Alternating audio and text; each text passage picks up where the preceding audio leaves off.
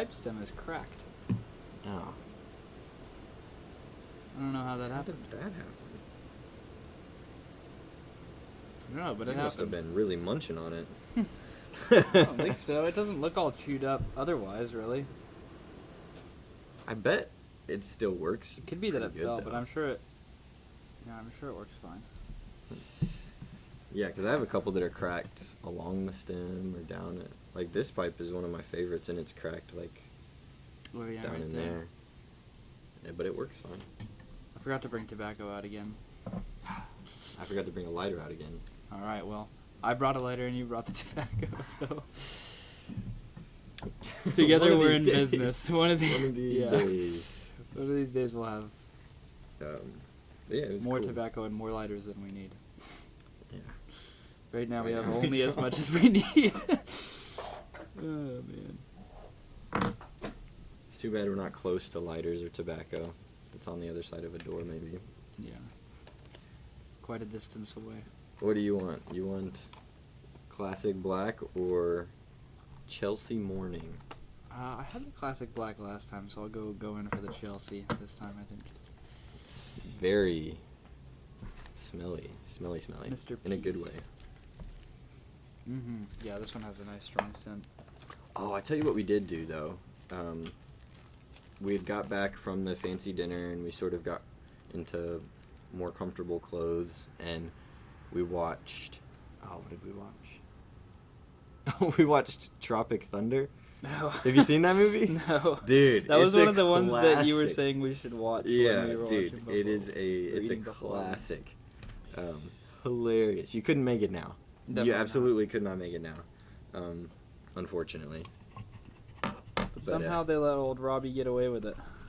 Oh, Like, dude, I feel once like you've seen that movie, you'd be surprised with how many people got away with so many things. It was so I well feel like done. with everybody, not that I think that he shouldn't get away with it, but I'm just saying everybody who I hear about that Mhm. people find out that they did blackface is cooked. But, like, But not Robert Downey Jr. just to spoil it a little bit for you, at Yeah. least his character, he is playing an actor who is stuck in a role in the movie. Oh, So he's not properly playing blackface. He's playing Right. someone who's playing blackface, right. which is maybe how they were able to get away with it. But Maybe. The subtlety of the distinction escapes me a little bit, but well, the whole movie is it's a comedy, yeah. and it's about these actors who statute of limitations, by the way. If you haven't seen this and you're worried about spoilers, it's been out for 25 years, so. But the movie is about these actors who are in a war movie, and things start to go wrong. They're about to not meet their deadlines, in terms of production and stuff. Mm-hmm. And there's this old character who, like, wrote the book that the movie's based off of, basically. Mm-hmm. And he's there, and he convinces, like, the director. He's like, hey, if you want these guys to act, because some of them are having, like, trouble in some of the scenes, he's like, just put them in the thick of it. Mm. Drop them down in Vietnam, in the jungle, guerrilla warfare style. We'll shoot at them, we'll put cameras out, and they will act. It'll happen, right? So he drops them down in there, and then This is like Jared immediately Leto the method producer's like playing it up. All the actors are down there. I mean, the director. He's like, this is how it's going to go. This is going to be it. And they're all a little nervous. And then he walks away and accidentally steps on a real landmine that was left over out there and dies. And they're all like, good effects. Okay, let's do this. Let's play the movie. And then really actually there's like a drug camp that's run by this huge, massive, like, mafia-style gang out in the jungle. And they happen upon them and start, like, attacking them at different points and trying to get them. And they think it's a part of the movie. And they only have blanks. But they're just overly confident. That's so funny. I definitely have watched a movie with a plot like that, to Yeah. where it's people who are not really suited for the role that they're in, but Yeah. they're kind of... What movie was it? I'm trying to remember. There was definitely a movie I saw with a similar premise, though. But it was super cool. It's hilarious. So all of these characters have different problems that actors have. Right. One of them, Robert Downey Jr.'s character, gets horribly stuck in roles. Like, horribly. He's this Australian character. He's an Australian actor and in one of them he's a he's a gay priest, and in one of the other movies he gets in is like he's a something else, I can't remember, but in each one he has this problem with getting too stuck into the roles, and that's how he does good. He's a method actor, and so in this one he wanted to play the role of the black, soldier. And there is a black soldier that's along with them who's in a role too. But yeah, he gets stuck in it, and then when they realize, oh shoot, this is all real, he's stuck in the role. It's a funny movie. Addison hadn't seen it, and I was like, it's pretty good. It's not overly raunchy like like a lot of other comedies. Yeah, it's just kind of. It's still irreverent and disrespectful, but it's not overly sexualized. It's Comedy has to be disrespectful, I feel like. A little bit. Thanks, sir. Yeah. So how did you feel about going back to Descartes? It was fun. We talked about this a little in the last episode, but Descartes is great if you're trying to get into philosophy. This is the first meditation, and it's written in elementary school-sized lettering, and it's very thin. So by that I just mean it's palatable. It's fun to get back into because it kind of, when you asked me how I felt initially, like a few minutes ago before we started filming, I just said refreshed. Because it's nice to jump back in and be like, okay, very simple groundwork, very intelligent, but very getting back to the basics of thinking and stuff, which is always helpful. How'd you feel about getting back into it? You kind of took a more broad approach. I literally jumped in and read some of the meditations, but what'd you do? Well, I didn't go back. I've read that the first 3 meditations probably, I don't know, probably 5 or 6 times each. Yeah. Which, I mean, that's not to say that there's not more to pull out of them. But I read a chapter in this book here, Philosophical Foundations of a Christian Worldview, which goes over like a lot of stuff, but it's got a whole chapter on skepticism, and not just Cartesian skepticism, but sort of many forms of skepticism that have existed throughout history. And some of it kind of starts around the time of Plato and then picks up a little bit with some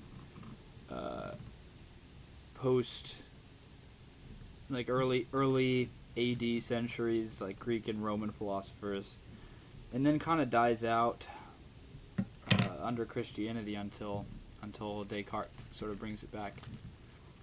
But it's interesting because they do such a good job of making distinctions between all of the types of skepticism, and some of them seem very granular and almost like it doesn't matter, but when you start reading how the arguments for and against each version of skepticism play out, you realize small differences have like this cascade of downstream effects in terms of how you can and can't defend it or not defend it. Anyway, super interesting, very broad survey of kind of the whole landscape of skepticism, but yeah, Descartes, I think, has the most interesting version of it, maybe, or at least he starts off the most interesting branch of it, because early on it's really just saying we can't know anything except that we can't know anything. The only knowledge is that we don't have knowledge, something like that, which is supposed to sound wise and interesting and cool, but it's not really. Well, it's just a premise, yeah, right, to what he's saying. Right. But he says, what does he say? He just begins to. So in the second meditation, which each meditation is just a chapter. Yeah. But the second meditation, he begins by reflecting back on the first chapter, saying that he's realizing that, yeah, he may not be certain of anything other than he's uncertain of a lot of things. Mm-hmm. Dang. Bad pack, I guess. I feel like if I was continuously sipping on it, it would be fine. Maybe. Talking is tough with pipes. And without it sometimes. Which is why it's such a good idea to have a podcast channel based on pipe smoking.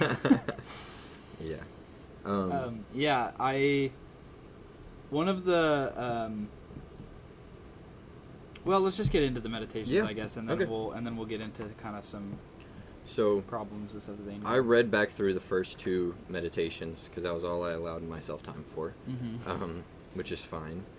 But very, very, very beginning, it's very short. One thing that I noted is that he says it's not necessary to, basically, he says it's not necessary to look into everything. Here it is. Nor therefore need I survey each opinion individually, a task that would be endless. Rather, because undermining the foundations will cause whatever has been built upon them to crumble of its own accord. I will attack straight away those principles which support everything I once believed. So prior to that, he opens up by saying he's realized that for far too long he's put off a lot of his uncertainty. He's saying, like, throughout his life, he's realized, maybe I don't know very much about this. Maybe I'm not certain about this idea or this religion or this given thing, but he put it off until he had enough wisdom to discern properly, I think is something like what he says. And so then he's saying, now I'm going to jump back into it after waiting too long. I've realized that a lot of the way that I've made decisions or lived life is built on things that I was never quite certain of, and so I just kept building on them. And then he says what he just said, which is, I'm not going to go into the opinions of the right or the wrongness of all of these possible things that anyone could believe. I'm just going to try to find foundational things, and if those are, they don't hold their own, then everything that they're built, that has been built on top of them, crumbles, right? But yeah, I wrote in my notes personally that this is just sort of question or thought, but philosophy, in my experience, sometimes seems to be a lot of searching for sturdy foundations, for which to build like other ideas on and whatnot. Yeah, definitely those bottom layers are pretty important, because I find that often I would like to get into discussions about a certain topic that's maybe higher order, as in more specific, more targeted towards a specific belief or type of belief, maybe theology or something like that. And if I disagree with somebody, it often comes back to those early differences in presupposition. And maybe it takes us an hour and a half to get there to understand that where we're disagreeing is somewhere in the realm of maybe does truth exist, or what can be known, or what constitutes a justified belief, or these early truth value and epistemic sort of questions. Yeah. And sometimes it feels a little frustrating because I would love to be able to get away from them sometimes, but you kind of can't unless you're talking with somebody who has done a lot generally of shares a lot of the same structure that you're basing your other opinions on and your other beliefs on. Which is cool, because I felt like one of the things that brought this podcast about was that you and I spent a lot of time studying a lot of things at the same time. Mm-hmm. You know, like we went through a lot of the same phases of study in college, so that the things we had looked upon or found to be more certain or were foundational, we had already established as being a part of our canon. So our dialogue got to be super cool. Right. You know, we allowed for that. And sometimes I would discover that something I believed as a higher order concern was actually incongruent with something I believed or had come to believe more foundationally. And I didn't really even realize that connection was there until it comes out in conversation. Which is cool. I mean, that serves as something of a point for Descartes as far as deciding to start with those foundational principles. One thing I often think about Descartes too is when you get into people who are actually committed to skepticism, they start to look a lot different than Descartes, even if they believe kind of the same basic things that he assumes at the start of the meditations. I often think he does this almost more as a intellectual exercise than that he's completely intellectually committed to the idea that everything has to be doubted. Like, to say that to assert skepticism as an epistemological framework takes a lot more work and stuff that Descartes just doesn't really do. Yeah. And he just kind of jumps into it and is like, this is how we're going to do this. Mm-hmm. And I like his approach because I think it's helpful as an exercise. But once you try to sort of apply it beyond that mindset, it gets a little fuzzy. Yeah, I think there's definitely some work that he did that, like you're saying, in exercise, like in their exercise, are useful in a lot of places. Mm-hmm. Like if you take some of the principles that work, like Cartesian doubt, that's often very helpful in discerning a lot of other arguments and stuff too. But it seems like people have a short attention span. They read the first two and then they're like, I think I'll live life based on that. And then you're like, well, he didn't even do that. Yeah. He wrote so much more than even these, like, 4 that you didn't even read. Right. You know? It's like you can't just take the first 2 and then pretend that, oh, well, I guess I have to doubt everything now. Like, that was one. Step, There's 4 pages in. Step, yeah. If you build everything on that, you're in a bad way. He didn't even do that. Right. And you might, quibble as to whether he was successful or not in building up the rest of it, completely undoubtedly. But I think at the very least, like we were saying, it serves to highlight weaknesses in your framework. Yeah. Even if maybe it's still worth holding on to those things to some extent, those like early beliefs that you have or foundational beliefs, at least to question them and put them through their paces a little bit. Absolutely. That was something that this definitely opened my mind up to in college. Oh, yeah. Absolutely. So, just to jump back in, I know you probably remember, but I'll just go back through some of it. So, I'd kind of forgotten the way he had done it, but he wants to sort of doubt everything because he just wants to only believe things that are true, right? Which is why we studied it throughout all of our... Every class we took, they would start with this and be like, well, it's only good to believe things that we're absolutely certain are true. That's just the way a lot of logic ends up going, I think. But. Or at the very least, well, it's definitely only good to believe things are true, whether or not we're absolutely certain. I don't know. That comes into question. But we want to get as close as we can. Yeah, as close as we can to that, ideally. And so he starts to, doubt everything. Like, he begins with God and religion and, sort of like earth and things like that. And then he's like, nah, none of that either, because, people have doubts about those things. Yeah, maybe you're a brain in a vat, maybe a demon is... Exactly. And that's where he goes deceiving next. You. Is he's like, what are some things that we could pretend, with absolute, or that we have absolute certainty about? And I think 15, 16...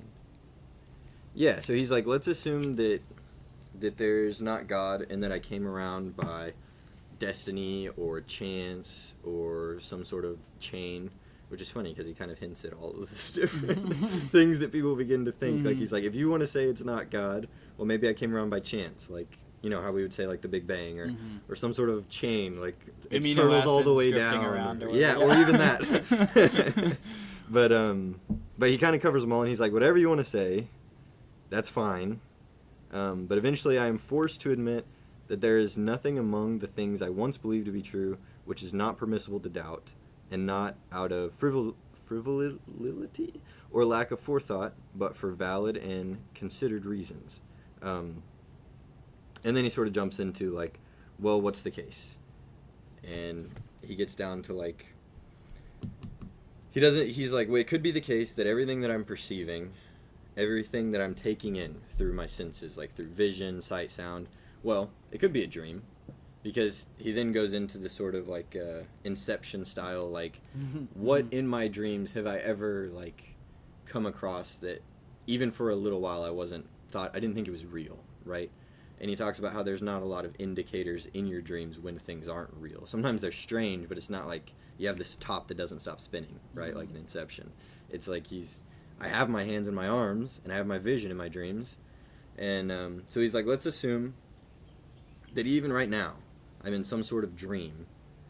Well, I'm still seeing things and seeing people. So he relates that back to like an artist, right? Mm-hmm. He talks about sort of the natural order, and he's like, even the best artists that make these paintings about sirens and mermaids and sea monsters, they all use things that exist. And if they're so creative that they can come up with some sort of thing that's never been seen in nature, like a tentacle or whatever, they use colors that exist, right?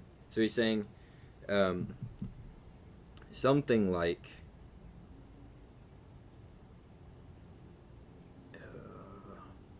images must be in the likeness of real things, or real colors at least, right? So that even if he's imagining something or dreaming something, or he's in some sort of spell-like, possession, whereas it's got to be based on things that he's interpreted. And then he's like, well, I guess we could throw all that out the window too. He's like, yeah. It could, because then he breaks it down into like the sciences and stuff, which I thought was interesting. I don't remember reading about that very much, but he talks very briefly about all of the disciplines of study, and he's like, some of these you have to believe that things exist to do them. Mm-hmm. And then there's some of these things that you don't. He talks about math as being something that, like, nothing really has to exist for math to still work properly. Mm-hmm. Like, because it's 2 + 2 = 4, whether there's turtles to count or not. Right, right. And then he goes even farther, and he, goes down the rabbit hole of, like, well, it could be the case that every time I do 2 + 2, I'm being deceived. Mm-hmm. Which is wild, but it's he hard goes to there. Understand that. Yeah, but he's like, let's say even that all of those things that I think are very foundational and certain, like primitive level thought, is just a constant level of deception. He kind of branches off for a second and talks about whether that's good or bad, or that there could be a god, or that there could be some sort of destiny that is good in its nature. Because he's like, if it's the case that I'm being deceived even all the time, and there is something that is not the deception, then he kind of extrapolates, and he's like, well, then it's probably better to not be being deceived. And then he's like, if I'm only being deceived sometimes, it would be better that I wouldn't be deceived all the time. Which is sort of neither here nor there, I guess. But yeah. Then he jumps down to... It's a very cozy image, I feel like, of Descartes just kind of in his pajamas thinking about stuff and writing it down.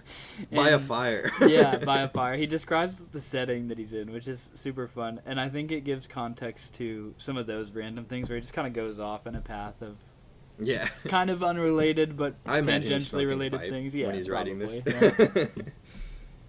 Yeah. How do you think about, like, when you read this, do you let your imagination think about, like, just him writing it, or like what he looks like or anything? Where does your mind go? Oh, I definitely picture him in a room that I have a particular picture of, and I have an image of him, but that's mostly just from a painting that I've seen. And then there's like a window, right? Doesn't he describe at some point he's looking out the window and he sees some things? Yeah, I think so. He's by a fire in a room in his pajamas. Yeah, and there's some, I don't know.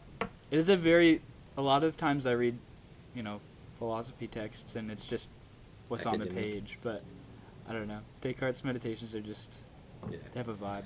Well, when I imagine what he's talking about in writing, I always have a sort of, like, cartoony, like, you remember in Jurassic Park they have the DNA strand that talks to you? Mm-hmm. I imagine something, like a cartoon like that, and every time he doubts something, things just slowly get removed. And so my final image of Descartes... Like he's pressing delete on just like a bunch of random stuff. So like my final image of Descartes in the Meditations is just like black void, and then just like these 2 little eyeballs in it that's just him, right? Yeah. And he's like, well, funny. I guess this is all I can assume that I'm here. Suddenly his pajamas and the window pop out of existence, and then the room, and then... Yeah, it's just kind of floating around in space. That's funny. Which is really cool, yeah. So, I think it's cool because, I guess I'll talk about it later, but so many stories come from this, which is really interesting. Like other, like Western canonical stories, yeah. And then he's like, let's say,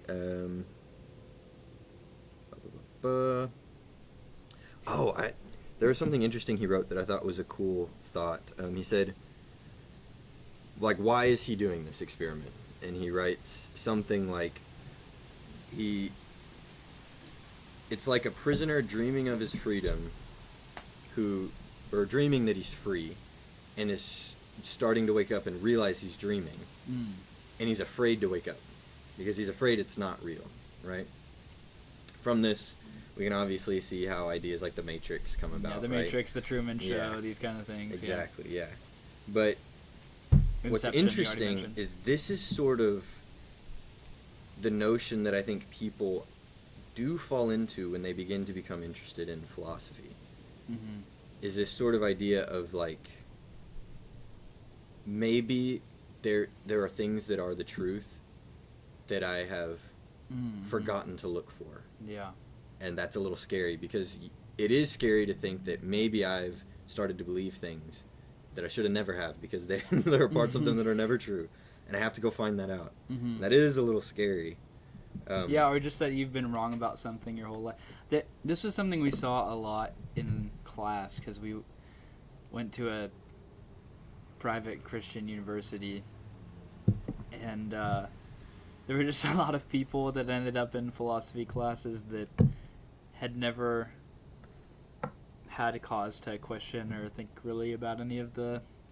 Not think, I don't want to go that far, but to really rigorously question and consider the possibility that any of their beliefs, particularly their Christian beliefs, could be false. Yeah. Which is interesting, because we talk about the virtue of faith a lot in Christianity, and I mean Thomas Aquinas and even C.S. Lewis and people like that put a much finer point on what faith is than we often think about. But in general, there's this hesitation among a lot of Christians, at least in our school, that to go there, to potentially abandon faith for the cold reason and irrationality of philosophy or whatever. Which our instructor always did a good job, I think, of dispelling that fear a little bit. Because at the end of the day, like Descartes saying, no matter how pleasurable the deception is, it would be better not to be deceived. Yeah. Well, and I thought that was one of the things I thought this quote, or this excerpt, is so beautiful, is because he's not saying a person who's dreaming of something is afraid that they're going to wake up. He says a prisoner who's dreaming that he's free is afraid to wake up. Right. So it is the case that he's a prisoner. Mm-hmm. He's trapped. Even if he likes it. Yeah, right? And that he has this dream that there could be this freedom on the outside, or that he's in it. Yeah. But that he has to wake up. Yeah. That reminds me of, there's a particular type of skepticism that the book I read spoke a little bit about, called Pyrrhonian skepticism. Sounds like a pasta. Which it does. Which was a very popular mode of thought in like later Greek/Roman circles, and it almost reminds me of our discussion of relativism in the last episode, in that it presupposes that either knowledge is in principle unattainable, like there is no knowledge to be had, or at least that knowledge is so esoteric and far away, and our faculties for perceiving it are so flawed that it's not really possible to gain any, or at least not anything significant. And that's supposed to be freedom from their perspective. It doesn't sound like it, but in a way, but their idea is if you almost free yourself from wisdom or the pursuit of wisdom, then you can just accept that everything is... It's almost subjective. I don't know that they would have said it like that. Because presumably, I think most of them, the understanding I got from the book is that most of them thought that there was perhaps a truth out there that existed, but it's just not worth going after because we can't reliably discern it. So you may as well stop wasting your time and do something that you want to do, whatever that might be. Which is interesting because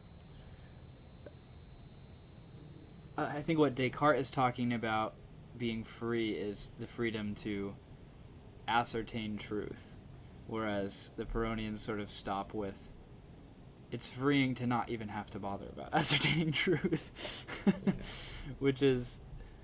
I don't think you would agree with No, that. I don't think he would agree with that. I think it's a different kind of skepticism. Yeah, that is interesting. But it's just interesting to see the development over time and how we've almost... postmodernism and relativism and stuff kind of circles back to that in a way. If you were to put that in terms of the Matrix, they would have chose, what is it, the blue pill? The blue pill, I guess. Like to willfully decide, I don't want the knowledge. Yeah. Or maybe they would have said...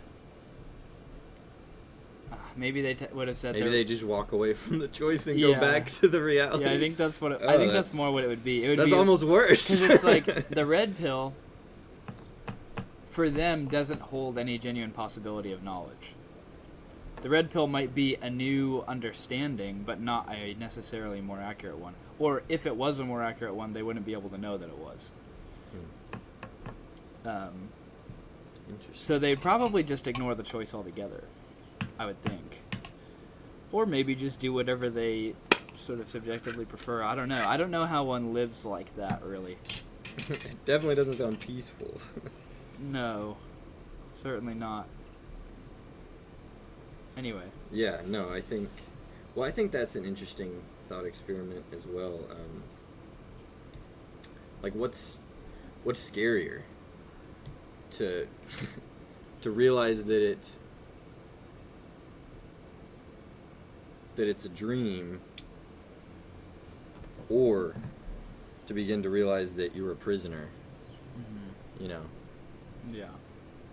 Those are scary, because it's one thing, like you're saying, when you go into college and you're even in a philosophy class, and let's say you take it seriously, you want to participate. It's one thing to be like, oh man, maybe there's some ideas I thought were wrong, let me get into that. It's another to think, maybe I'm a prisoner to everything that I think is right. Yeah. Or You've that almost you enslaved could yourself to potentially false be ideas. a brain in a vat. Yeah. What is a brain in a vat? What does that mean? Yeah, I mean, just... There's any number of scenarios you could come up with that are functionally the same. But, The brain in the vat The brain in the is vat. that, like... You're being subject to a simulation. You've seen Pacific Rim now. Yeah. That's how I picture brain in a vat. That's how I've always pictured it, because of that movie. Oh, right. Because there's brains in the vat. Yeah, But, exactly. Yeah, that like you're hooked up, and for some reason, someone who wants to deceive you has your brain in this giant test tube-like Jar thing or whatever. with wires hooked up to it, so that they know how to, stimulate all the sensation that you would normally get from like touch or smell or taste or vision or hearing, right? They just have wires hooked up to it. So they make you think that you're standing here in an open field and you're seeing it and you're smelling it and you're tasting it. And what else do you have except your sensation? So you think that it's real. Right. Right. That's an idea that people have. And I think Descartes' deceiving demon is more or less the same thing, right? It's just that your soul or spirit or what have you is the thing being affected and deceived, and not your brain per se. There's any number of scenarios you could come up with that, or even the idea that you're dreaming kind of permanently or perpetually is sort of the same at the end of the day. Either way, your whole reality is a deception. I have a cool Bob Marley quote too. Okay. I didn't think he was going to come up in this discussion. It's in one of his songs, but he says, "Emancipate yourself from mental slavery. None but ourselves can free our mind." Yeah. Pretty cool. Yeah, Coming that's from pretty based from Bob Marley. Yeah. So, one thing, like, we went there, but the prisoner, freedom, dreaming, all that sort of thing, right? Why does he pursue this, and why do we pursue philosophy altogether? It's because you have to decide at one point. Once you realize that this could be the case, or that it's sometimes the case, Yeah. you have to decide, I'd rather wake up the prisoner, but at least it be real. Mm-hmm. Yeah. Or even that I'd rather wake up and, decide to find the freedom outside of the prison, or maybe you've been wrongfully imprisoned or whatever, but at least to wake up from the dream. Mm-hmm. And when you decide to pursue that, you have to get down to the basics of any idea that you're chasing after, any rabbit you take, whether you're reading The Leviathan, whether you're reading The Prince, whether you're reading Inferno, whatever you're reading. When you find those arguments, you have to go into it thinking, it could be the case that there's something offered here that I have that would make my reality more real, or my thoughts more concise, Mm-hmm. or more appropriately mapping on the exactly. reality that's out there. Yes. So if you decide to do that, Assuming there is one. like he decided to do, Mm-hmm. there are a couple different approaches, but you move forward with it. Right. And that's how you appropriately engage with philosophical material, or maybe all material. Yeah. Maybe so. But he decides that with that, he's going to doubt everything. Mm-hmm. Everything that can possibly be doubted. Yep. And so, very, very next, he's like, okay, if it's possible that I'm in a simulation, or that I'm dreaming, or being deceived even, maybe it's possible that I don't have my arms. Even that it could be that there are arms, I just don't have mine, maybe. Or maybe there are no such thing as arms. Maybe there's nothing. And then he starts to, like how I imagine it, like clip things away until he's just in the dark. Yeah. And then he's like, a consciousness in the what is the case? Well, I exist. Mm-hmm. Whatever that means, he exists. He's there. Yeah. Something is either deceiving him, or he's dreaming, or whatever, but he is existing. Mm-hmm. And something or nothing is happening, but he's existing. And then from there he goes, well, what parts of me are part of that? Like, his next question is, I exist, what am I? Mm-hmm. Am I this? Am I that? Do I have arms? Do I have senses? Do I have anything that's discernible? He starts cutting things away, trimming things up, and then he's like, well, I am a existing thing that is thinking. And he assumes that if nothing else, if he's just some non-physical soul that's existing out in the open space, in the void, or whatever, that if he wasn't thinking, he wouldn't even think that he exists. Right. There would be nothing to engage with, and that if he's not thinking, he wouldn't exist. Right. That's what he assumes. To ask the question, do I exist, is to presuppose that you exist. Yeah. Because you're asking, something's asking the question. So then we get the all-famous quote of, I think, therefore I am. Ex cogito ergo sum, all that. Yes, Mhm. yes. Probably the most famous philosophy quote that there is. Probably. I think I knew about it even before I was really interested in philosophy. I didn't know about it. I knew it. I knew that it existed. I've asked some people what they thought it means, and most people who haven't read his work are always wrong. They're always, like, romanticize it of, like, like, what is life without thinking, or something like that. And I'm like, that's not what it means. That's not what it means. It means that he basically was getting to the point of, it could be the case there's nothing except me in a Except void, me. and I'm thinking. Right. Which is, something to start with. Yeah, it's where he starts. One thing that I'm not even sure I'm right in questioning this, but I've always kind of questioned about that jump, is that he assumes earlier on, like we were saying, about math and logic and those kinds of things that seem super fundamental. He assumes that those he could be deceived with regard to those as well. And it seems to me that if you're going to make the jump from, let me put it this way, to say that in order to ask a question, I must first exist, like the proposition of the question presupposes the existence of the thinking thing. That seems to me like a logical proposition. Even if we are to say that maybe that can't lead you elsewhere, I don't know. But it seems like it's a necessarily logical proposition. And so I don't know if I understand or track with the idea that he could be deceived as to how the laws of logic work, but not be deceived as to this particular logical proposition. I would think that, and maybe I can't remember if he goes here in the next meditation or not. But if you were to presuppose if you were to suppose that was an undoubtable logical proposition, then maybe you can move on to a lot of the other laws of logic, and deciding that you can't be deceived as to those either. I don't know. You know what I'm saying? Yeah. I don't know if I'm... The way right. I think we use this sort of thinking a lot in storytelling.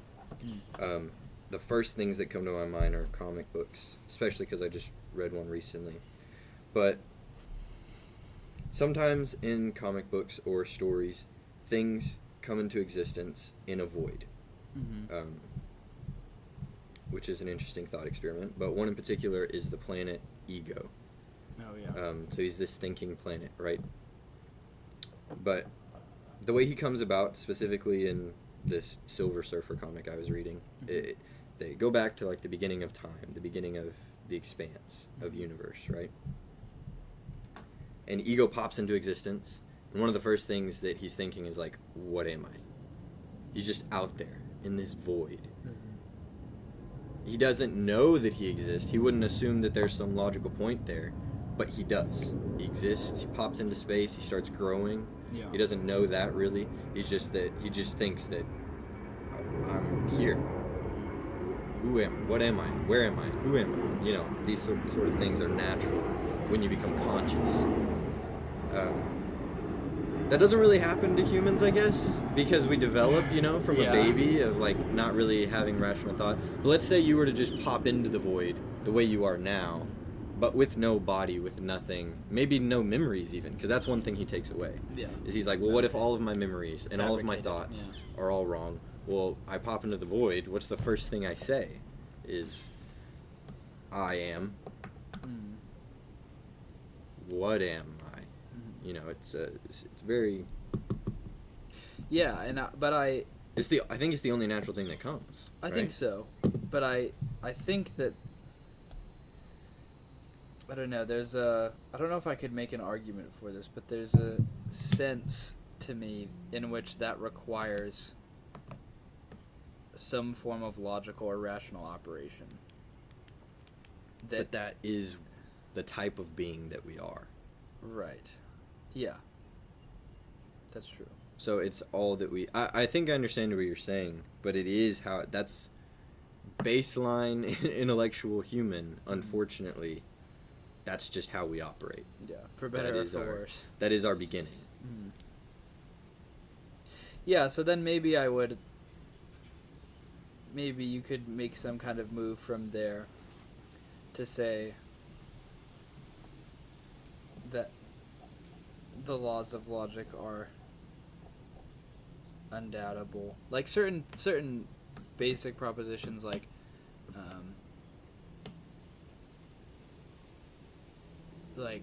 A cannot be both A and not A. Right.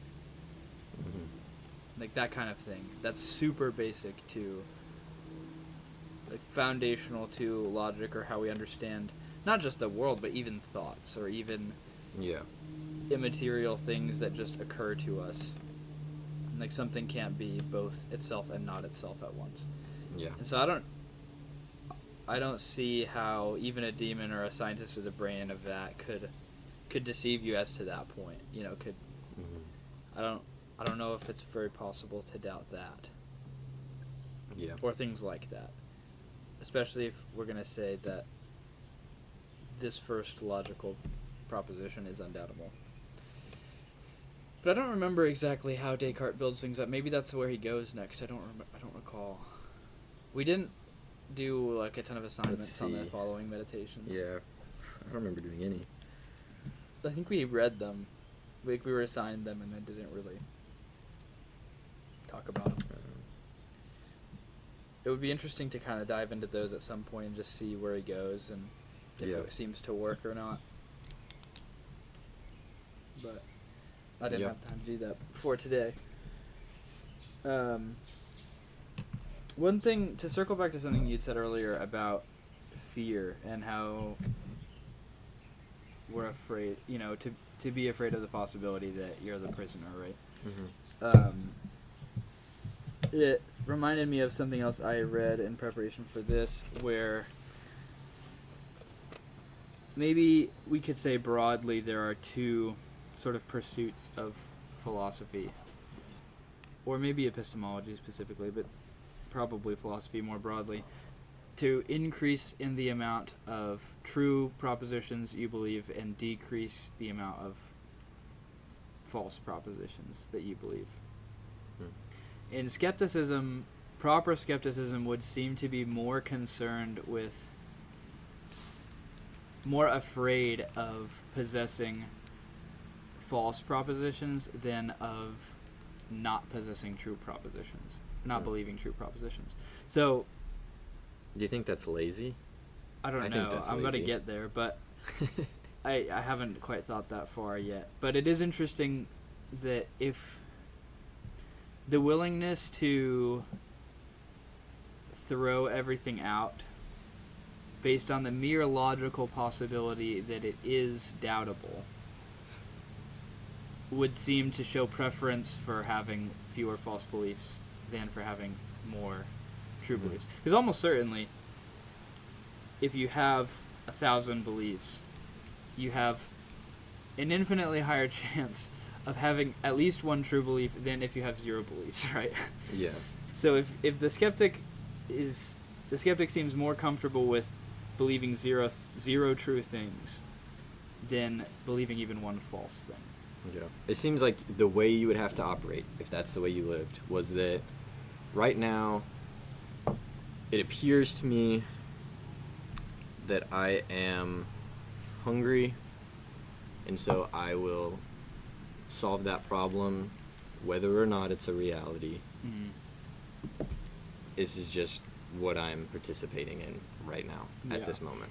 Because like that's the only way you can really act like that. If Or you're- not. You could also you're to not be- do, and it wouldn't really matter, would it? I suppose. Or maybe it would, but you just wouldn't know whether it mattered or not. If you're a true skeptic, you're saying? Yeah. I mean, you can't operate that way. Well, it is definitely the case that You we could don't. Yeah. Yeah. I don't think anybody really does. Hypothetically, I suppose you could. But, yeah, it's interesting. I think if we define our epistemology by fear of false beliefs, Alone. from a pragmatic standpoint at the very least, and maybe even from a logical one, just in the pursuit of having true beliefs, it would seem to be a deficient perspective Why? to take, just because you can't, especially if you were to assert that it's actually in principle impossible to have knowledge, but even if you're to say it's so difficult as to not be being worth the pursuit, it's just sort of a non-starter of an epistemic framework. If you're Descartes, maybe you think that, well, so Descartes doesn't have that sort of skepticism. Descartes doesn't say that it's impossible to gain knowledge. He just says that the precondition for calling something knowledge is absolute certainty, which is a slightly different thing. But it may come out in the wash if it's the case that it's not really possible to have absolute certainty on many things. Yeah. Certainly, I would say it's clear that we can't have absolute certainty on everything. Mm-hmm. And it might be the case that we can hardly have absolute certainty about anything. Maybe about I think, therefore I am. And I don't know, maybe he's successful in getting to a few other things without doubtability. Maybe the laws of logic, something like that. Mm-hmm. But if you treat skepticism as anything more than an intellectual exercise to get you to question and formulate stronger beliefs, you get to a point where you're no longer participating in the endeavor of forming stronger beliefs. You're just sort of pruning anything that has any possibility of falsehood. Yeah. That's probably the case. I think one of the most useful ways to apply some of the principles of Cartesian doubt is like a like a spanking or like Yeah. a paddling, Mm-hmm. because maybe the child, right, like if we're the child, maybe we do something that our parents have told us is wrong, maybe it is wrong, and then we don't really care, then we do it again, then we get spanked, and at the very least we're not going to do it because we don't want to get spanked, right? Right. But what is that? It's like, it's the wake-up call. It's a slap in the face. Mm-hmm. You know, it's like, hey, wake up, you weren't thinking get properly. focused again. Yeah. I think that's one of the most useful ways to use some of the skills that Descartes implements here, Yeah. is that if you want to think seriously about everything, Mm-hmm. you can't just go out on hopes and dreams, and you can't, like, it's not what you're saying. It's Right. it's not a type of skepticism. That's not a healthy way to use it, maybe. Right. It's only helpful to say that sometimes when you have an idea or you think you know things, it is good to try to understand them better. Mm-hmm. Yeah. And one method for understanding them better is to doubt everything that you believe, at least for a moment, yeah, and try to build it from there. Yeah, I agree. that's the most charitable way to Yeah. approach any new idea. Yeah. I think skepticism... Yeah, I think if we treat skepticism as a tool and rather than a serious epistemology, then it's useful. But once you start treating it more seriously than just a tool, like as something that should really shape your worldview or your belief on knowledge and how it's formulated, you do run into a lot of problems. There's a few I have written down here. One of the big ones is it tends to lead to some kind of circularity or infinite regress. So, in epistemology, there's this idea that there's like two main questions. The first question being, what is it that we know? And the second question being, what is the criteria, right? How do we come to know those things? Like, what's the criteria for knowledge?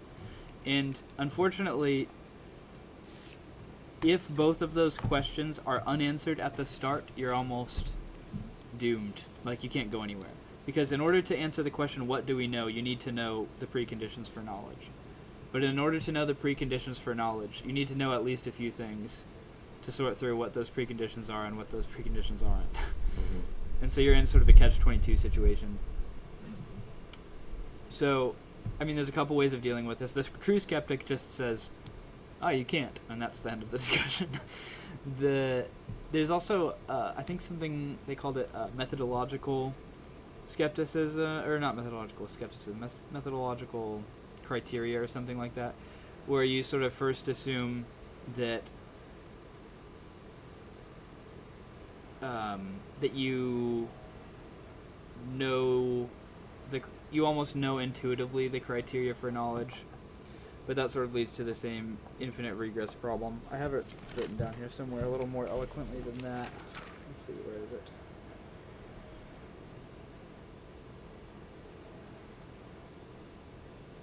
Yeah, so like assuming that you know what the criteria are would seem to just sort of beg the question, because you don't have any like foundation for that knowledge. Another way that you could approach it is to say that you assume you know some things to start off with, so that you can figure out what the criteria are based on those. That's maybe the best way to go about it. It's called particularism. Which is to say, okay, maybe if I see a tree in my yard and then I am not looking at it anymore, it's possible that the tree's not there. But at least when I'm looking at the tree, I can say, I am a thing experiencing the idea that there's a tree here. Like, at least you could say that. Mm-hmm. Or some things like that. And you can kind of build criteria for knowledge off of that. But that sort of leads out of skepticism to say that there's certain things which it shifts the burden of proof, right? So the skeptic wants the burden of proof to be on anybody claiming that they have any form of knowledge at all. They want to say that if you're going to claim X, you need to have undoubtable support for X. Whereas the particularist would say, that the burden of proof is on the skeptic to say, what seems clearly true to me, you need to give me good reasons to doubt that. So they call the difference is between like the logical possibility of error, as in it's technically possible in this crazy scenario where you're a brain in a vat or you're a demon's deceiving you or whatever, that this is false, versus more of an epistemological possibility of error where it's like, here are some good reasons to think that in this case your senses are not working well or whatever. Which is interesting. It's just hard to know kind of what makes the most sense between those two options. Well, I don't know if this will help, but I remember I think a lot of people go through this when they start reading and go down those things. I sort of started to spiral at one point, just downward. Like, well, if I can't think any of this, and it's possible that I'm not alive, or that everything's an illusion, or that I'm a brain in a vat, and then you just start to, like, circle the toilet bowl. You start going down, down, down, and you're like, well, what's the point of anything, right? And nothing's real, and blah, blah, blah, blah. And some people think that that's fun, but I was serious, and I was trying to get somewhere with it. I was like, well, then what do we do? What do we do? Because that's depressing. Yeah. Like, I can't, like, some people like to act like it's funny, but if you actually live that way, that has to be horribly depressing. Right. It just has to be, I think, because I was horribly depressed when I was thinking it. Yeah. And then I sort of, like, did my own little, like, I disarmed myself with the other side of myself, I guess. Yeah. I was like, well, which maybe this is a particular way to view it. I don't know what it is, but I disarmed myself nonetheless, and I was like, okay, so maybe I'm a brain in a vat. Or maybe I'm the pair of eyes in the dark, in the void, right? Yeah. Maybe I am being deceived. Maybe my senses aren't quite the way they should be. Maybe there's not a mic in front of me. Maybe there's no books. Maybe I haven't read whatever. Well, what am I to do next? What's the next thing that I can do if it's not, unalive myself? Like, what's the next thing that I do if I'm going to keep doing things? And it was that I have to operate under the conditions that I am sensing things, right? Like, if I'm a brain in a vat, if I'm really a brain that's hooked up to wires and senses, and some scientist has got me in there, I have to aim upward still. I want to do the best things that I can. Maybe it's to understand more about the vat that I'm in. Maybe it's to understand more about the scientist if there's anything that I can. Maybe it's, at the very least, to keep waking up, to keep doing things, to keep working towards knowledge and the pursuit of truth endlessly, to try to understand more about what it would even mean to be a brain in a vat, to operate under the conditions that, like, even if I'm not really here perceiving this tree, that I'm going to do the best I can while I'm doing it. And I want to keep doing good things, even if there is some sort of illusion, right? Yeah. There's an essay I read at one point, and I don't remember who it was by or the title of it or anything. Very helpful. Very helpful. But the gist of it is, it was about how some beliefs can reasonably be, you can remain agnostic about, right? So if I were to say, if somebody told me, there's a house 3 roads down from you that has a red roof and is painted purple, I could choose to believe or not to believe that, and it would not affect my behavior in the present at all. If I was standing in front of that house, now maybe I have to decide, okay, is this really true or not? But insofar as it's not going to come up in my life, I can just sort of, whatever, yeah, sure, maybe there is. But there are some things, some types of beliefs that are so fundamental to our lives and the way that we're living and the way that we're going to proceed. He calls these live beliefs, I think, or something like that. So the existence of God is one, or following one religion or another is a different one, where regardless of what you want to believe or don't want to believe, or whether or not you want to make a decision, or whether or not you think you have enough information to make a decision, it is in fact the case that at this moment you are going to live either as if there's a God or there's not a God, and there's no in between there. There's no truly agnostic option. So there are certain beliefs like that which are going to affect your life, and so you sort of need to come to a at least temporary decision. And you do, even whether you want to or not, come to a temporary decision.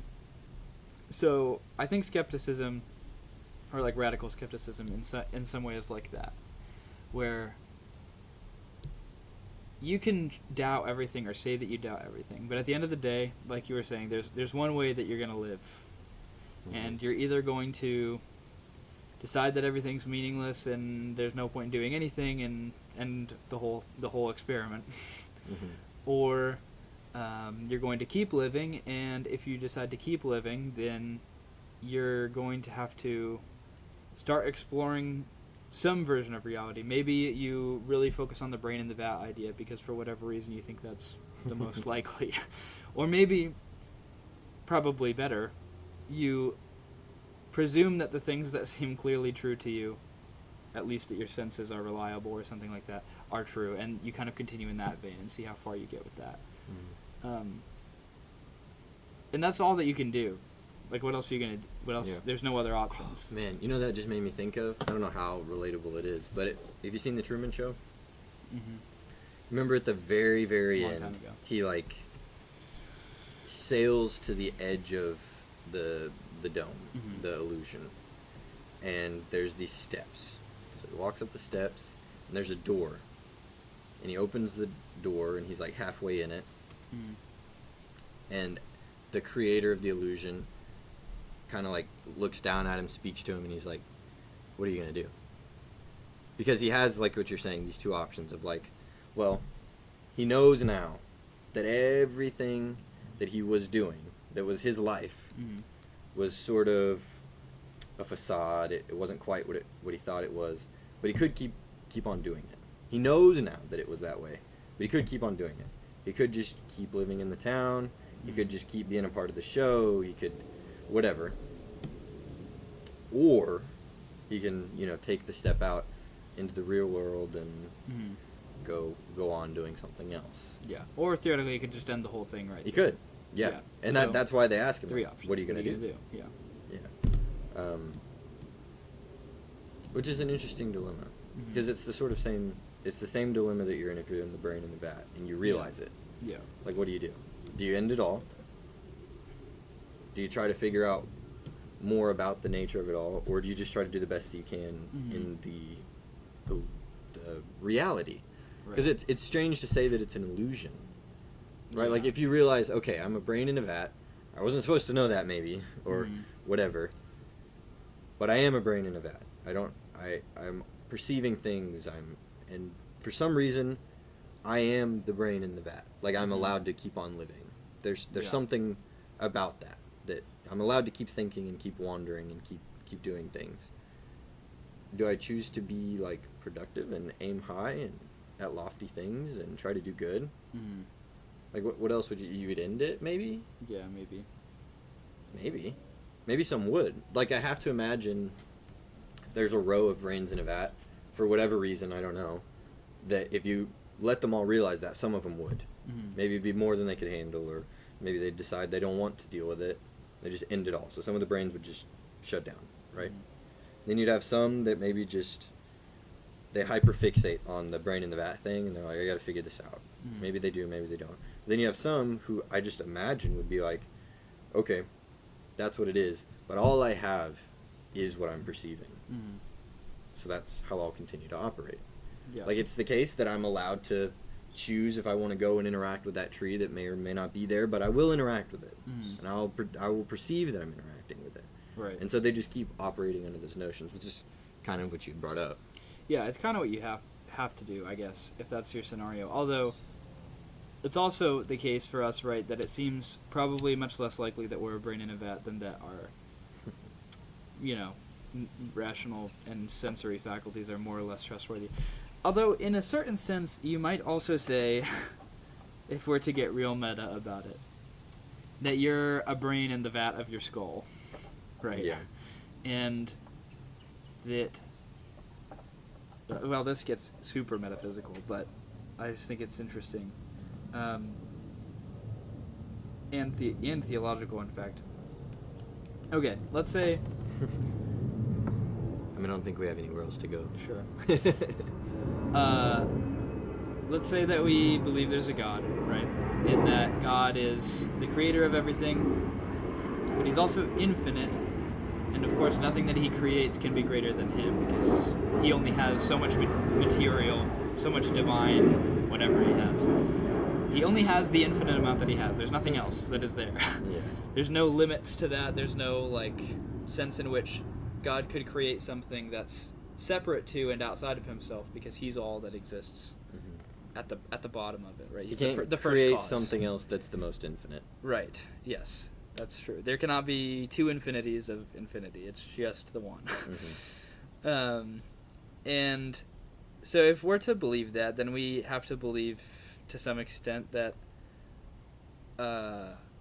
everything that we are and everything that we experience or see or think is sort of contained within that infinity somehow. That we're part of God in a certain sense. Maybe not in that, we share in his character or nature or whatever, but somehow we're contained within that infinity that is God. And that all of creation is contained within that as well. So, if you were to be cynical about it, I suppose, or maybe it's not cynical, maybe it's just an analogy, we all might be brains in the vat of God, pieces of God's ideas that are sort of working through the creation that he thought of, and that's kind of all that's going on. Which doesn't strike me as all that different from being a brain in a vat. On the face of it, it seems more or less the same. The question then is, what does it mean to... Well, the natural question if you're a brain in a vat is, what does it mean to the scientist that I'm a brain in a vat, right? Yeah. What's the purpose of the experiment that I'm part of? And what is my relationship to the scientist that's running this illusion for me? The question is more or less the same with God, right? What am I in relation to the creator of everything that I'm experiencing? And what's the purpose of him doing what he's doing with me, which it really gets to the fundamental questions of purpose and human origin and all of those things. Yeah. And so you might be tempted, as I was early on, to say, if I found out if I was a brain in a vat, that I would just kind of cut it off, there's no point in doing anything anymore. But there might be. You just have to learn more about why it is the way it is, and I think that's the case even if you're more of a scientific naturalist, right? There's only so much universe, and there's only your brain and your little meat mech that you're piloting, and atoms or whatever impersonal force is just making things appear to you a certain way. And that's kind of all that's going on. But you just sort of have to just take it as it comes in a way. That's the nature of things. Like you're saying, what do you do next? End the experiment, or try to figure out more about it at least, Yeah. I think so. Which, I think it's important that we started here, because a lot of philosophers do, right? So that was one of the reasons we wanted to do this. But a lot of philosophers get to that sort of point where they're like, well, these are the things that I think I know. I think that some of them will say, I think that there's a God, here's why I think that. But then they'll write their work, and it'll be like, so these are some of the problems I've recognized. I'm the brain in the vat, right? And or whatever. I'm part of God's creation. The brain in the skull, or yeah, exactly. The being in so the God, or whatever. I've thought a lot about a lot of the problems in this experiment or life that we're living. Here's what I think, and that's how you have to read philosophers, as though they doubted a few things, they've thought a lot about some things, and they're trying to make the most sense of what they can that's in front of them. A lot of them are doing that. I've talked to some people who would call themselves philosophers, or would say that they've read all the great works, And then when I talked to them about it, I realized they didn't read them properly. And they'll be like, oh, yeah, I hate this philosopher. He says you should do this, that, and the other thing. And then I sat and talked with the guy, and I was like, you understand that he's not saying you should live this way, or that you have to doubt every single thing. Like, if you're reading Descartes, and you're not a philosopher, you're not, like, you don't take to heart, like, oh, well, I guess I have to doubt everything. Right. You have to realize that just like us, people started to have doubts throughout time. They started to wonder purpose, origin, things like that.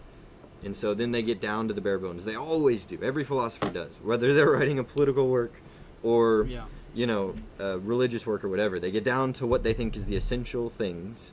Like, okay, well, it's the case that there's no God. Or it's the case that there's a God and I'm part of his creation. Or some sort of whatever, destiny, causal chain, whatever. Or some idiots would say I'm the only thing. Whoever they are. And then they're like, so this. So if that's the case, and this is a simulation, or this is the real world, or this is how man is in nature, or whatever, then these things. Right. Then I think these things. Then this is how man behaves, so I think these things, But that's why it's helpful, too. Yeah. Because we all have to do that to some degree. A few people just take the time to articulate it, I guess. Yeah. Yeah, it's interesting also when you get into the idea of not just descriptive but prescriptive or normative propositions as well. So not to just say, it is the case that I am a thinking thing that exists, but to say that I ought to think certain ways, or that I ought to not think other ways. And I think that's another sort of proposition that gets smuggled into skepticism. If somebody's trying to be a real, serious, epistemological skeptic, that they ought to have true beliefs and not false beliefs. Which, I don't, like, you have to presuppose that there's a purpose to what you're doing, to even think about what ought to be done or not ought to be done. You have to presuppose that that purpose is worthwhile. And maybe that purpose is like self-determined. Maybe that's what a relativist would say. The purpose is whatever you want it to be, whatever. And a relativist skeptic would be... Woof. It's too bad they're out there. Yeah. In a way, I think a proper skeptic sort of has to be a relativist. Unless you somehow find an undoubtable way, like Descartes supposedly does, to build up, the existence of God and other beings and all of that. But I don't know. I don't remember being convinced that he was successful in that when I read the Meditations, but like I said, I got to give him another shot and just kind of see what he does. But it's definitely the case that most people who claim themselves to be skeptics have not done that kind of legwork, or won't even claim to have done it successfully. So it's kind of, then you're just smuggling sort of normative propositions into what really should only be descriptive, if anything at all, because the claim is that you don't know anything. So to try to do anything else than describe what does exist is very ambitious if you can't know anything. Maybe too ambitious. What I think saves me from skepticism a little bit, though, because I was doing the same thing when I first learned about this, kind of spiraling, like you were saying. I was like, oh man, like what's the point of any of this then, blah, blah, blah. What saves me a little bit from it is not just the idea that, well, I have to do something, so let me just go ahead and do it. But also that difference between, that difference of the burden of proof. Because it's not convincing to me that the burden of proof is on me just because there's some infinitesimal possibility that, my senses are wrong. Say that in layman's terms. Yeah. It's not clear that I should be expected to provide a justification for the things that seem clearly true just based on the mere, how do you know? Yeah. Because that's not exactly, how do you know is not a meaningful question as far as posing a real problem for my belief. Like, it doesn't actually, like, if I'm to say I see this microphone in front of me, you could say, how do you know? but that doesn't provide any logical reason or really interesting resistance to me believing that there's the microphone in front of me. And it seems like the burden of proof should be on the claim that...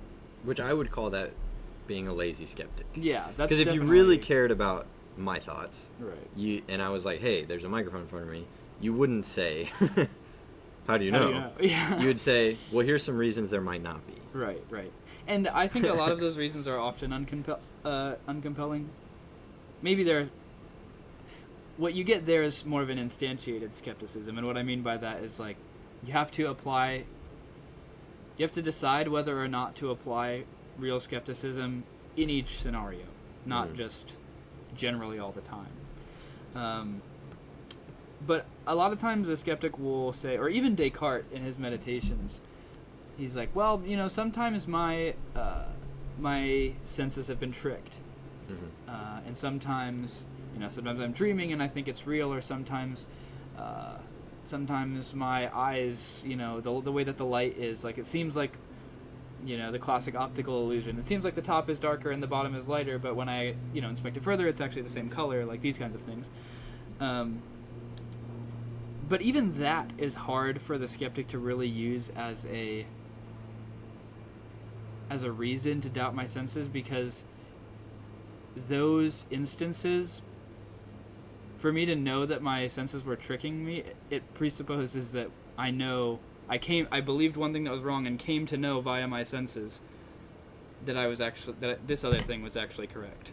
It's kind of what you can't really do if you're a skeptic. Yeah. You can't really get there. I think something that's helpful too is, so we know sometimes some things trick our senses, right? Like, it's like you were saying, there's some colors or shapes or things that are just, trick you. Or even reflections or stuff like that. Yeah, sure. And then some skeptics, like Descartes does a little bit, but some other people that I know would say, well, couldn't it be the case that everything's tricking you? Yeah, you're being tricked right now. Yeah, and you don't even everything's an illusion, since sometimes things are, they trick you. But I would say that's a lazy question too, because so many times do I operate based on things being true. Like, I think this Bible is right here. I perceive it to be right here with all of the senses. Like, I can probably smell it. I can hear it. I can feel it. I can see it. I know it's there, or I think I know it's there, right? And then you may be like, but maybe it's an illusion. And it's like, well, okay, let's see how good this illusion is. Right. Oh, look, it has all of the books in the exact same order that they're always in, with the same lines that they're always in across all of time for all of man. Wow, this is a really good illusion. And I can read it, and it impacts my soul, and I change my behavior. And and everyone I've ever read, no matter where I've gone, or who's read it to me, is the same as this one. Yeah. Well, okay, maybe it's an illusion, but it's like, that's not even, like you're saying, it's not helpful, it's not productive, and I would call it lazy. And even if we assume, okay, let's say I'm being tricked. Let's say I was always being tricked, and every sense was always being tricked. Well, that instance that you brought up of me looking in a mirror, or me seeing an oar look like it bends in the water or whatever, like, those are all maybe illusions too, so those aren't even good examples. Yeah. Well, but I think what's interesting is, like, let's say that this is an illusion. Maybe I'm being deceived into thinking that I'm seeing an illusion. Like, those examples start to break down if you start to say that everything's an illusion. Yeah. Well, that, and it's like you were saying, like, if it's, well, it could be a really powerful illusion, right? But also, I don't operate as, like, that's such a waste of time. To operate as though everything's an illusion. And nobody does that. Right. Some skeptics or some people who want to pretend to be skeptics will say things like, oh, maybe it's an illusion. And it's like, yeah, but even you're not pretending that it is. Yeah. Like, okay, maybe it's a really, really good illusion, but, like, that's not even helpful. It's not tricking me in any way. Like, maybe it's a part of some big fabricated illusion. Well, but, like, okay, but then we go back to the Cartesian stuff, the burning the vat stuff, and then we get right back to here again, where it's like, maybe this is part of it, but this is a very sturdy part of it that I have tested very well. Stable, sturdy, so if it's part of that integral to the entire illusion, well, this is where I operate. So this is it. I have to play by. I can only play by the rules. Or you can stay behind and be annoying. Like, exactly. I mean, I think we talked about this a little last time, but if gravity is an illusion, it's a very integral part of this one. Mm-hmm. And so I ought to keep acting as though it is as integral as it is. Right. Because the second I jump off a roof and pretend it's not part of the illusion, or that it's all fake, and that I won't actually die or hit the ground, Yeah. the illusion ends for me, and so does everything else. Yeah. So. And maybe that's what you want, and therefore, I guess it is what it is. But I think for most of us, that's not what we want. Yeah. But like it, and this is, I guess, another sort of aside, but in Tron, if you die in the game, you die in real life.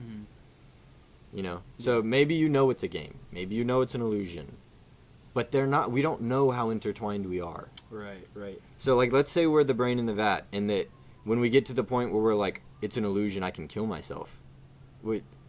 You're so intertwined in ways we don't understand, even in that scenario, which is a very simple one. There's much more complex possible scenarios out there where once you kill it, you die. You're done, yeah. That's like it seems like it would be the most common thread throughout it.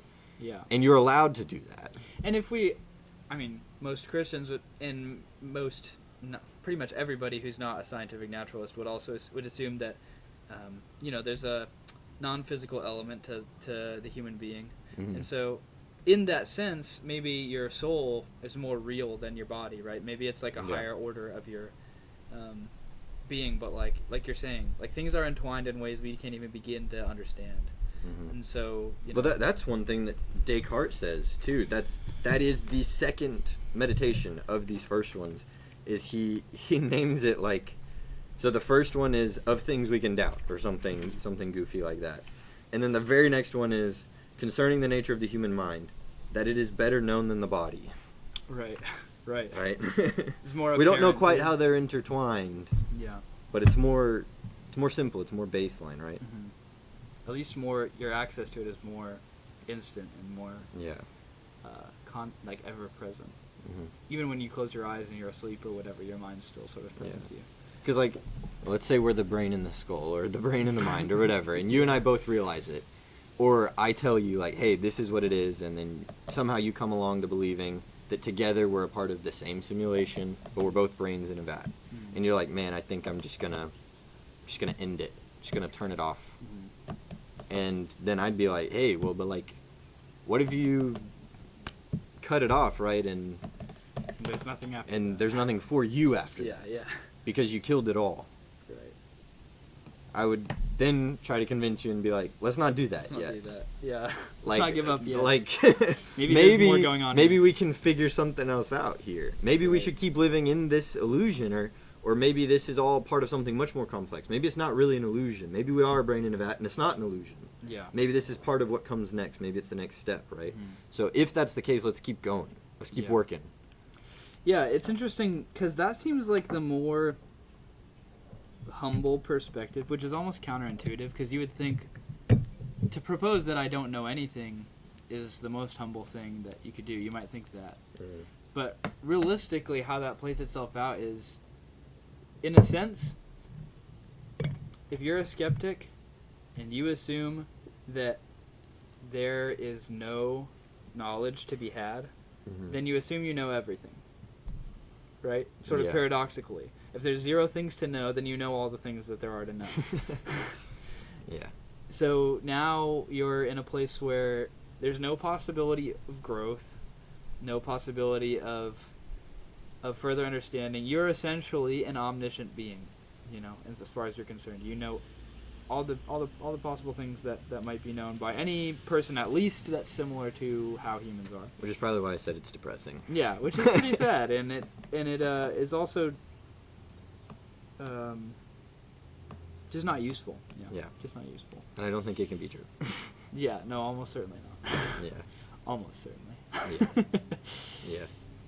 Which, I don't know where we want to end this or where it's going to end up going, but I would say that's sort of how I feel as a religious person. Like, personally, aside from what we're talking about, that's how I feel as a religious person oftentimes when I'm talking to people who don't want to be religious or have some sort of predisposition to not like religion or to not pursue it or to not try to learn or things like that, right? I sort of feel like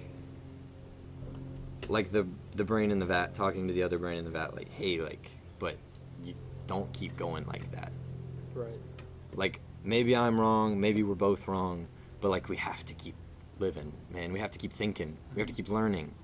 Like don't off yourself. Don't stop the simulation, and don't be satisfied with what you think is happening. Like, let's keep going. You know, that's if anyone is watching this and you're not religious, understand that I think that's how a lot of religious people feel, is that they're doing their, like, if they talk to you, they're doing it out of a sort of duty that they think that there could be more for you to understand, not less. Some religious people might think there might be less, but I don't think that's I don't think that's how it should go. That's not how I feel. Yeah, probably not. Well, and if you're a non-religious, if you're a naturalist, if you assume there's this limited set of things to know about the natural world and there's nothing else to go on, a lot of facts about the natural world aren't super relevant to you. What do you mean? Let's say if you're a firefighter, and that's what you're going to do for your life, then you're trying to know more about science or about math or about philosophy or about thinking or about anything, really. It's really not that, like, it's not like a live need for you. There's no ultimate purpose to that. Maybe you could say there's an ultimate purpose to knowing the things that you encounter day to day, how to be a firefighter, how to live and feed yourself and whatever, because that makes you feel good or feel like your life is together. And maybe that's the highest thing that there is if you're a naturalist. So sure, maybe that's worthwhile to some extent, or at least more worthwhile than anything else. But it's so limited, like you're saying. There's more. If there's more, you're just sort of checking yourself out of it. And maybe you want to be a scientist, and maybe you want to develop medical, whatever. You want to develop, new treatments for cancer or whatever. So you go into science and everything. That's still like such a small area of the things that there are to know, and you can only do so much, and it's all oriented towards a single purpose that begins and ends with you, more or less, as far as you're concerned. And so you can kind of become arrogant in your field, as if you know all there is, not all there is to know, but all there is to bother knowing for you. Whereas for the Christian, and probably I would say for the religious person more broadly, not only is there an infinite amount of things that are worth knowing because all things reflect the Creator, or maybe the Creator is roughly equivalent to something like truth. So in order to understand the Creator, you need to understand all of the truth. Not only are those things out there, but there's also a potentially infinite amount of time to try to understand those things. Maybe beyond this 80 years or whatever we have. Which, it's just so much less limiting. It's a lot more humble, I think. It's a lot more... I would say exciting. Yeah, exciting. It's a lot more adventurous. It's a lot more invigorating, Well, and another thing, I think you brought this up too, and it kind of reminded me of some people that I've met. But there are some people who would say that they're more scientist or naturalist or whatever, and so they would say, that they're sort of masters of their field, and that that's what matters most. And sometimes those people, sometimes that's not how they actually act, but sometimes those people aren't able, they don't study anything else, and that's not helpful. Like if I'm a really good firefighter, but I know that there's an infinite more amount of really good knowledge worth knowing, and I take time to pursue pieces of it every once in a while, sometimes it's helpful to bring those things in.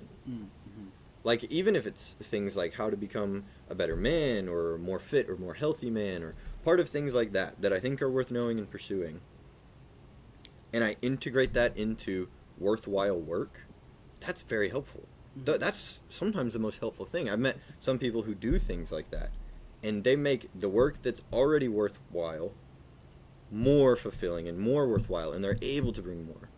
Whereas if your only concern is what's immediately in front of you because you don't care about God or health or religion or anything other than how can I be this firefighter that's the best at doing this thing, you sort of get wrapped up in it. And I've seen some people even apply the principles that they've discerned about firefighting or being a first responder into the rest of their life. And that is sort of, I think, dangerous, but that's just how they operate, which is, at the very least, usually really negative. Yeah. They see everyone as like a potential incident sometimes, you know, and that would be such a stressful way to live, I think. Yeah, you're sort of bringing the lower things. You're bringing the higher things, the more particular things, like being a firefighter, like backwards into the more fundamental things. Yeah. Whereas what you should be doing is bringing the more fundamental things into the more particular. Because one thing that offers me a little less stress, me particular, when I'm on an incident scene, is knowing, in my heart of hearts, outside of philosophy, whatever, that there is an eternal life afterward, and that I can pray, and that I can, do my best to save the physical body here right now. Whereas, if instead I didn't think that any of that was the case, but I saw everyone as a potential incident and reversely applied things right out, I would be so much more scared of the fragility of the physical body that everyone participates in, especially people that I actually love, and only see things as potential incidents. Right. That would be, like, so stressful. You'd be, like, on eggshells all the time. You'd be like, how can I stop this from happening or that from happening? So that these people that are only going to be alive right now don't die. Yeah. Right now, in this moment. Always and forever. And if there's, exactly, at least for me. And if there's one thing I've learned, it's that most, like 90% of the people that die, it's on accident. That I go to, right? Not cops. I'm sure they deal with, murders and homicides and things I don't deal with directly all the time. But what I deal in is accidents. That's what I deal in. That's what firefighters are. That's it, man. We respond to accidents where people are on the verge of death or dying because of things they did not plan for. Yeah, maybe arson 1% of the time or whatever. Yeah. But even still, a lot of arson. Well, that's an aside too. But so like car wrecks, for an example, all of the car wrecks I've been to, were accidents. And some people die in them. Right? Accident truly meaning that there was nothing anyone could have done. It was an accident on its own. It was an isolated accident, right? So it wouldn't be helpful if I was in that car worrying as a reversely applied first responder, right? Like, oh man, I hope we don't have a wreck. There's nothing you can do sometimes. They're broad, out there accidents. A limb falls. A car comes out of nowhere, right? It's like no amount of worrying or stress could have stopped most all of those things. Yeah. So if all I ever thought about, right? If all I ever thought about was how at any point something could happen entirely out of my control that would end your life, and I have to be prepared to stop that from happening. Whew. Yeah. Who by his anxiety can add a single hour to his life? Exactly. Yeah. And so and we started this by saying that oftentimes people that are not religious, or at least people that don't believe in any kind of non-physical spiritual realm, tend to be the ones that are the most like that, are the most prone to this sort of problematic specialization. And if I were a naturalist, I might say, well, hang on, maybe some people are like that, but there's plenty of people that just like to learn, and they'll, learn all sorts of things and bring all things into everything and try to live kind of a holistic life that way, which is probably true. I'm sure there are naturalists that are like that, but I want to ask the question, why is it the case that many aren't, many more than people who are religious? I want to throw out one solution, but I think that there's probably more to it than that. But one reason might be, if I'm a Christian, or if I'm religious, or if I at least believe that there's non-physical things, out there. That whole realm of study, the study of philosophy in all of its fields, the study of theology in all of its fields, are open and live and real to me, and things that are worth getting into and worth looking into and worth thinking about. Mm-hmm. So too are the realms of science and math and the empirical sort of disciplines, or maybe the higher order disciplines, the ones that are more specialized, because they are alternate methods, or not alternate methods, but different and in some cases better methods of finding out truth. Mm-hmm. And if I'm convinced that truth is tantamount to the divine, then it's all worth it. It's all good. Absolutely. If I'm a naturalist, science and math and those particular things are worth it, because it at least helps me adapt to my environment better or understand it better, so I can maybe survive or thrive more effectively.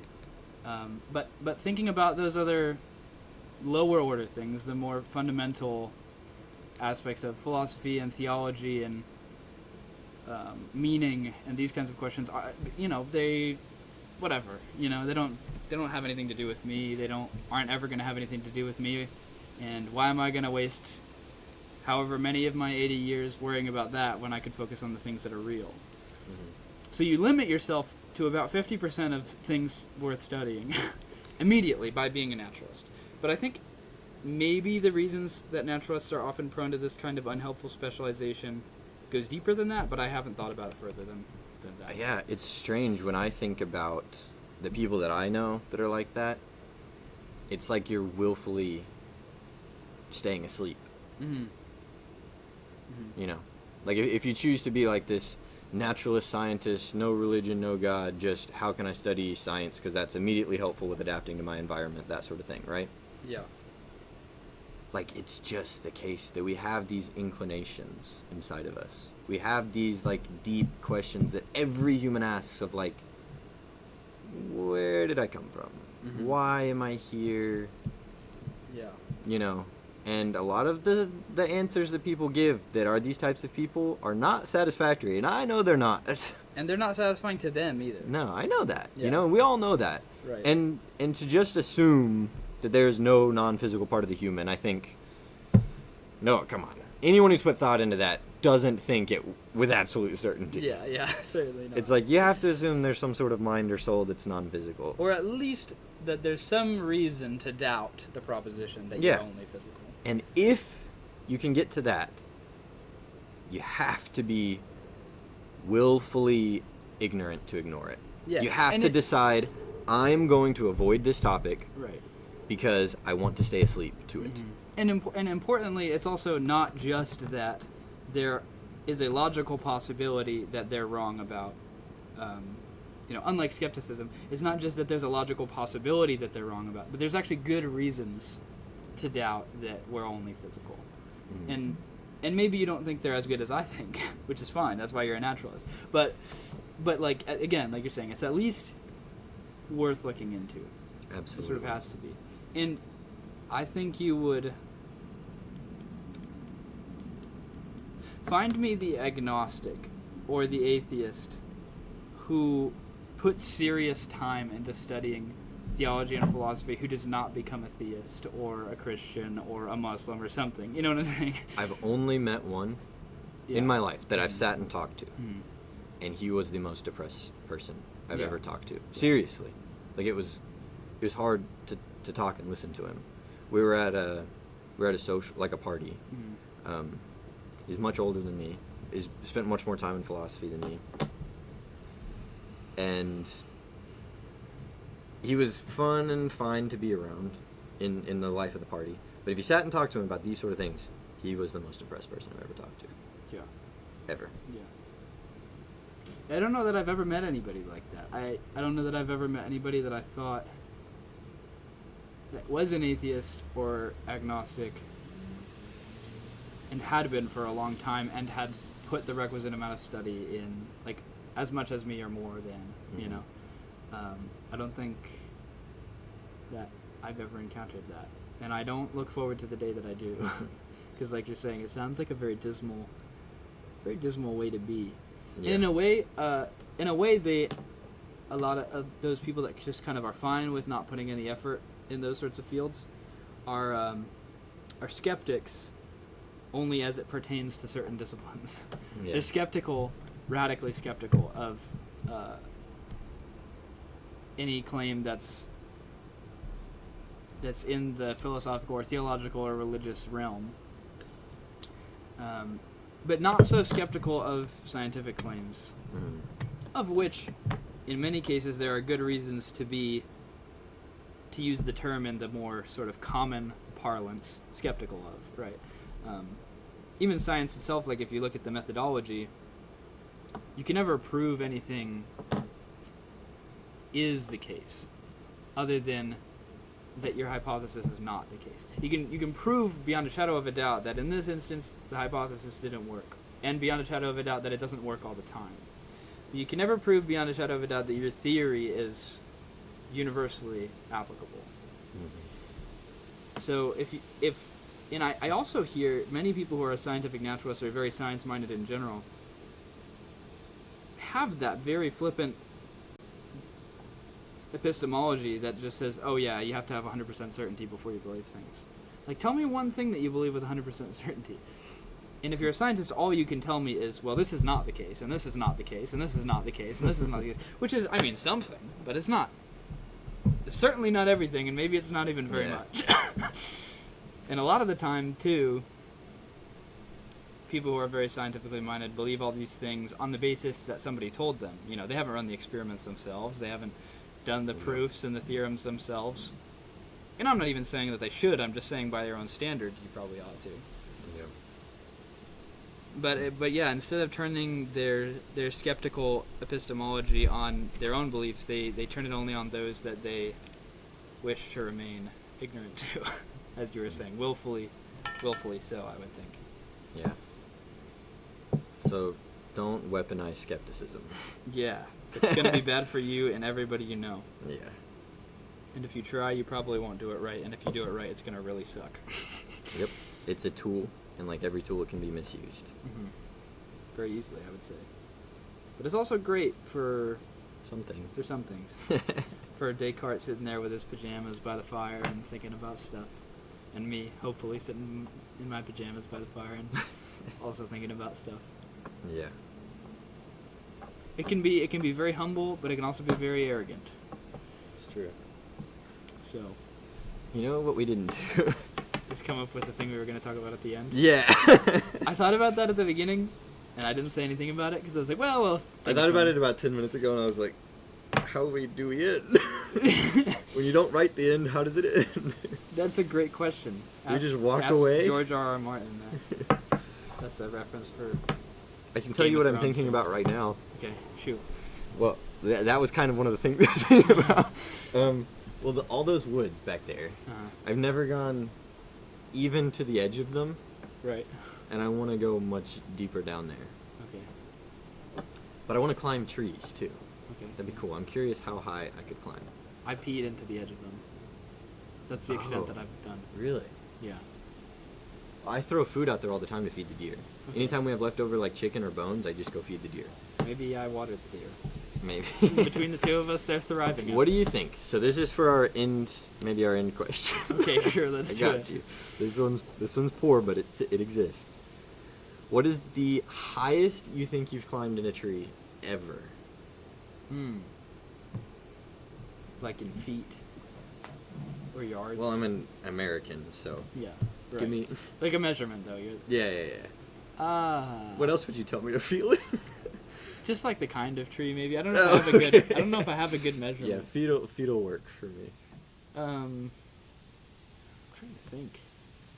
The highest I've been in a tree is.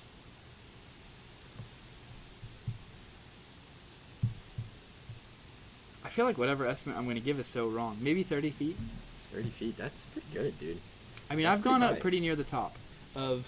A lot of pine trees are very good for climbing. Yes. Yeah. Because there's a lot of branches, and the parts that are close to the trunk tend to be, well, it's always the case that the closest part of the trunk is the sturdiest, but on a pine tree I feel like there's so many options. Oh yeah. That you can usually find a pretty good one. Yeah. The trouble is, the higher up you get, obviously, it gets scary because it gets wavy. But the nice thing about it is it's straight, more or less, all the way up. Yeah. Versus like a tree like, well, actually, those are pretty good. Yeah, those are good. Not as many footholds though, for sure. But there's definitely like there are kinds of trees where you end up going out more as you go higher. Yeah. So you don't end up gaining as much altitude as quickly. But maybe it's also a little less scary because the whole thing's not going. Yeah. But I did for I climbed up very high for I was playing Manhunt with the What's guys. Manhunt? It's like hide and go seek tag. Oh, cool. Is what we called it growing up. I don't know. And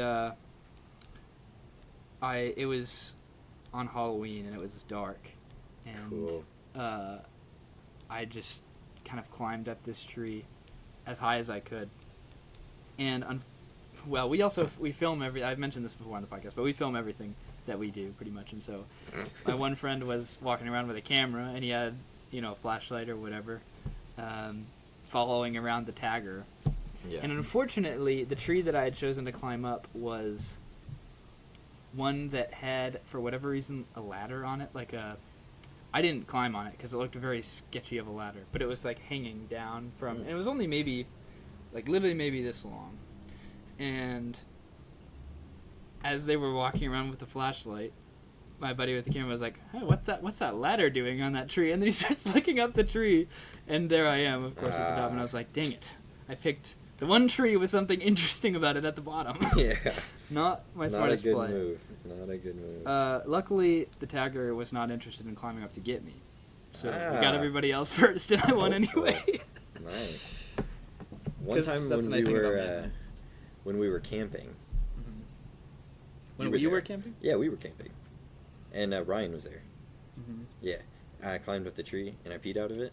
Oh yeah, That was pretty. I remember that. That was pretty good high. I would say, I don't know if it was 30 feet, but maybe like 25 feet up. 20, 25, yeah. And there was there's the creek that we were around because it was in sort of like a valley or whatever. Yeah.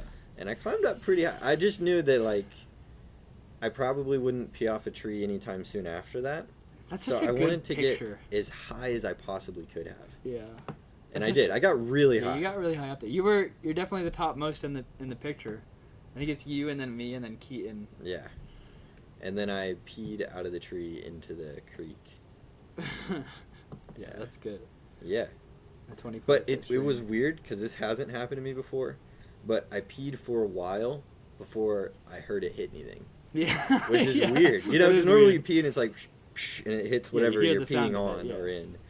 But for a second there, I was peeing and it just didn't hit it was a stream that was just not hit anything yet. And then I stopped peeing and it still was making noise for a little bit, because you stop peeing and then the stream was just and then it was done. That's funny. Yeah. We were decently high up. Nah, maybe not very high. Also, when we were camping, there was that one site that we carved out where we were making steps, like ladder steps. Oh, up the tree. Up the tree for the hammock, so we could go super high. Yeah, we never did that. We never finished that, but we did start it. That's true. But it was hard to climb up that tree because there was no footholds on the whole trunk. Yeah, the trunk but it was so bare. wide. But we were using paracord or something like that. I don't know. We used something to hold ourselves on. That was painful. Yeah, it wasn't very. I will say I've never climbed a tree as high as I've climbed a climbing wall in a climbing gym. The highest wall I've ever climbed in a gym with a harness was 60 feet. Yeah, 60 feet's the highest I've done. Which is tall. Yeah, you feel like you're really up there. It feels like when you're up there, you want to be like, this is 200 feet in the air, but it's 60, Yeah. But I've never been that high in a tree. And that looks like it's about there. Yeah, I could climb one of those. You think how high of a fall out of a tree do you think you could survive? Like a tree in the woods like that? Maybe you're horribly mangled, but how?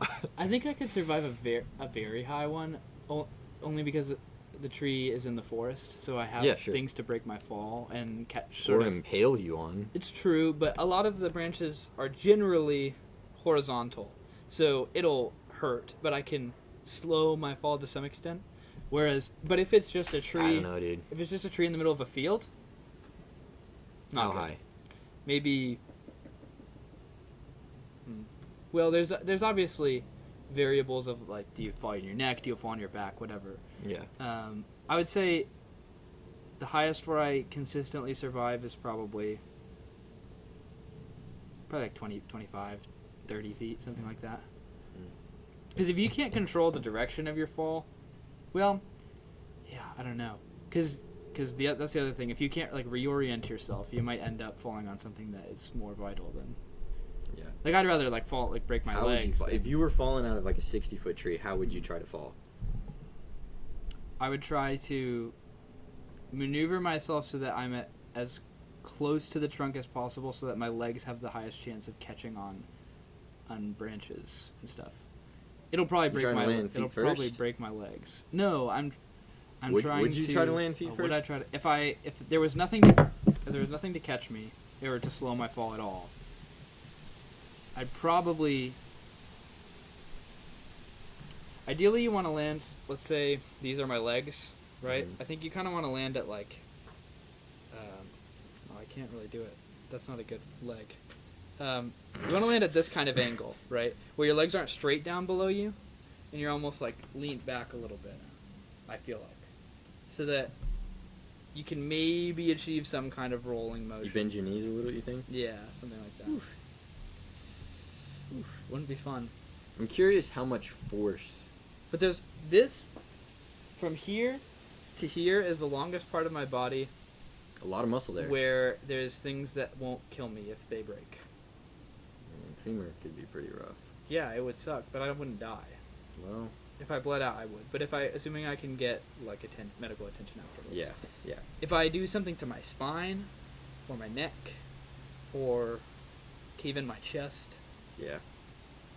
Not you good. think you kind of try to like Not good. jump, you know? Like as soon as you make contact, you try to like spring, you know? That's. Or do you just try to absorb it? Yeah, I think I try to crumple. I think that's what most people would do. Spring. But if you could help it, I feel like bounce is the way. Like, you know, like I don't know. Maybe. I don't know that I would get the the downward timing force would is be so wrong. much. It is, but like think about how much you could probably lift. Like if you were squatting and you just got all the adrenaline in your body. Yeah. It's probably more than you can squat, and you can already squat quite a bit. Yeah. Even the regular person. Mm. Yeah, but I think that, I don't know. I think that the force of the fall would outweigh anything I could squat. I don't know. Depending on how high it is, I guess. But the other problem, the other big risk that you run is if you, like you said, timing. If you lock your knees, Cooked. good. Yeah, that's it. You're done. That's it. So you have to make sure your knees aren't locked at the time that you impact the ground. And then it's all muscle to just push yourself back up. But I don't know. I think if we're talking about heights of 25, 30 feet, that's going to be tough. I think 40. I think I could survive 40. Yeah, I think I could. I just don't think 40's I a would long reliably fall, though. survive 40. Yeah, the highest I've fallen from is 30 feet in a, I say jumped from in like a cliff jumping scenario.